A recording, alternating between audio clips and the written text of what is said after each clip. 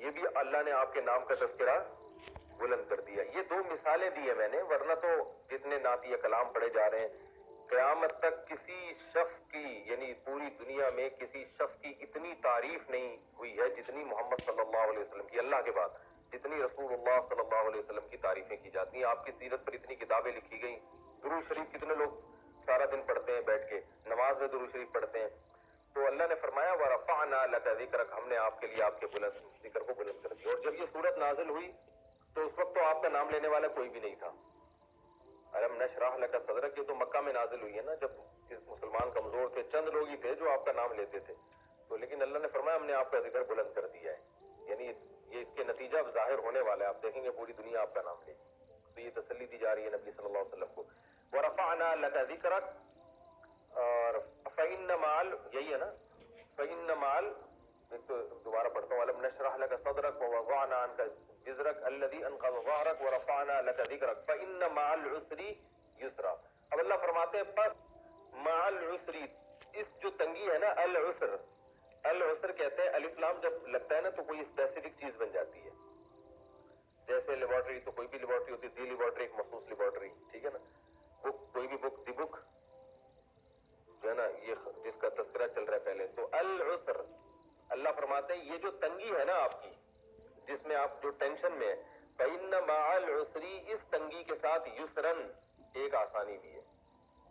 یعنی اس کے بعد انشاءاللہ اللہ آپ کو سکون اور آسانی والی زندگی دے دے گا. جیسے کہ یہ ہوا ہجرت کی تو پھر کچھ سکون ہوا, پھر وہاں بھی جو پریشانیاں تھیں تو پھر فتح مکہ کے بعد کچھ سکون ملا. تو آپ کو جو اس پریشانی میں آپ مبتلا ہیں اس پہ آپ پریشان نہ ہو, کیونکہ فإن مع العسر یسرا.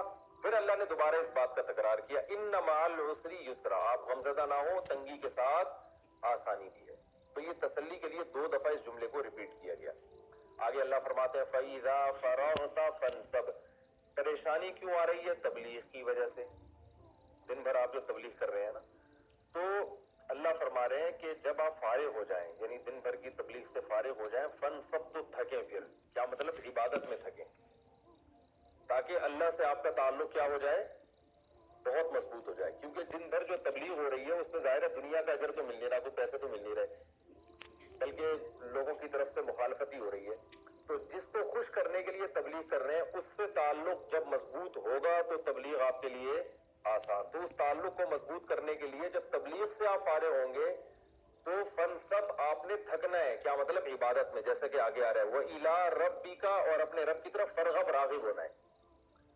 یعنی براہ راست اللہ کی عبادت کرنی ہے. تبلیغ بھی اللہ کی عبادت ہے لیکن براہ راست نہیں.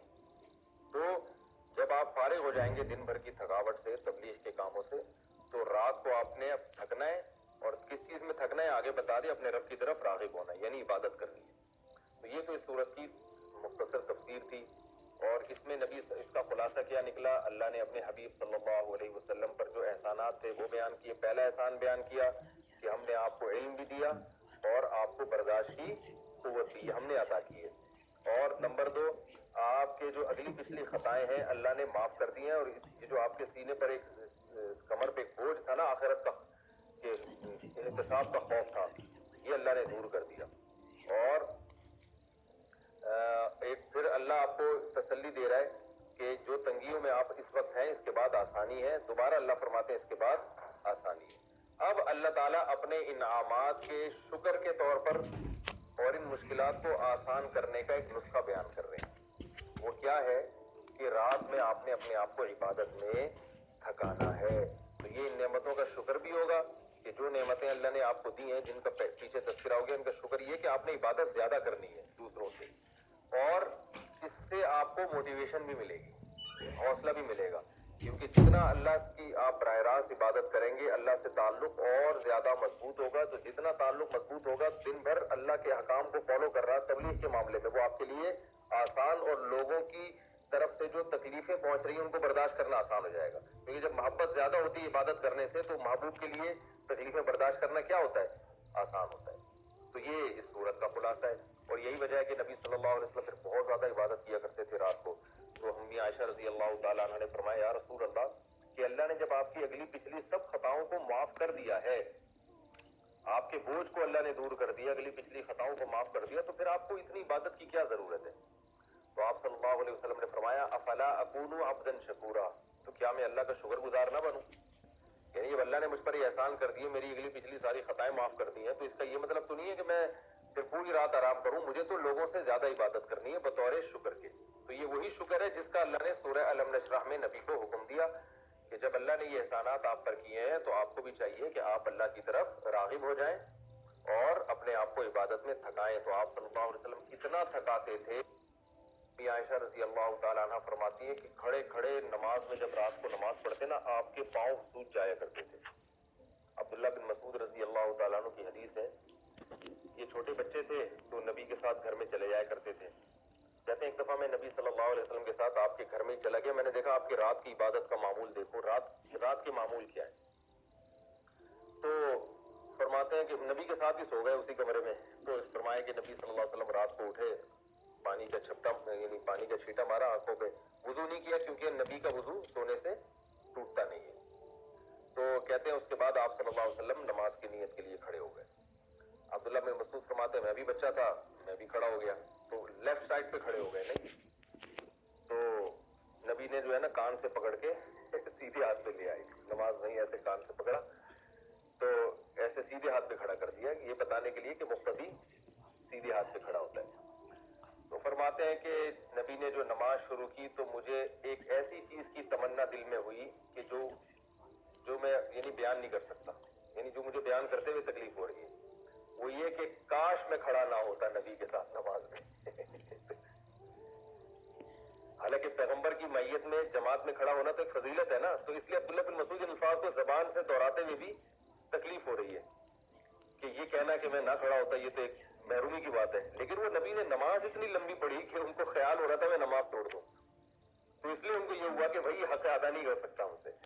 तो फरमाते हैं कि रसूलुल्लाह सल्लल्लाहु अलैहि वसल्लम ने क़याम में सूरह बकरा पढ़ी पहली रकत में, सूरह बकरा के फिर आले इमरान और सूरह निसा, ये तीनों इतनी लंबी सूरतें पढ़ी हैं और इसमें जहां जहन्नम की आयत आती वहां पर रोते और बहुत यानी तसल्ली के साथ।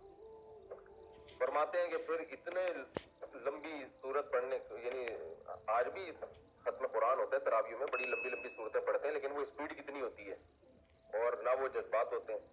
कहते हैं फिर नबी सल्लल्लाहु अलैहि वसल्लम ने जब रुकू किया है फकाना रुकूउहु नहवा मिन क़ियामिही, तो इतना लंबा रुकू था जितना लंबा क़याम। फजअला यक़ूलु सुब्हान रब्बियल अज़ीम, और उसमें आपने ये कहना शुरू किया सुब्हान रब्बियल अज़ीम, बस पूरे रुकू में सुब्हान रब्बियल अज़ीम सुब्हान, और कितना लंबा रुकू जितना लंबा क़याम। फिर कौमे में गए, फिर सरदे में गए तो फकाना सुजूदुहु नहवा मिन रुकूइही, जितना लंबा रुकू था उतना लंबा सजदा। फजअला यक़ूलु, और उस सजदे में ये कहना शुरू किया सुब्हान रब्बियल आला, सुब्हान रब्बियल आला कहना शुरू किया, मुसलसल यही कहते रहे। तो इस तरह से आप सल्लल्लाहु अलैहि वसल्लम तहज्जुद पढ़ते थे और आपके पाँव, तो ये इसी सूरत क्योंकि इब्तिदा में ये नाजिल हुई है ना, ये सारी सूरतें 30वें पारे की बिल्कुल कुरान की इब्तिदाई सूरतें हैं, ये है सबसे आखिर में मगर नाजिल पहले हुई है। तो फ़इज़ा फ़रग़्त फ़ंसब, अल्लाह ने फरमाया आप जब फारिग हो तो अपने आप को थकाएं। तो ये वो अमल कुरान की आयतों पर अमल है कि पाँव सूज जाया करते थे आप सल्लल्लाहु अलैहि वसल्लम के, फरम आ जाया करता था, उसमें इतना लंबा क़याम करते थे आप सल्लल्लाहु अलैहि वसल्लम।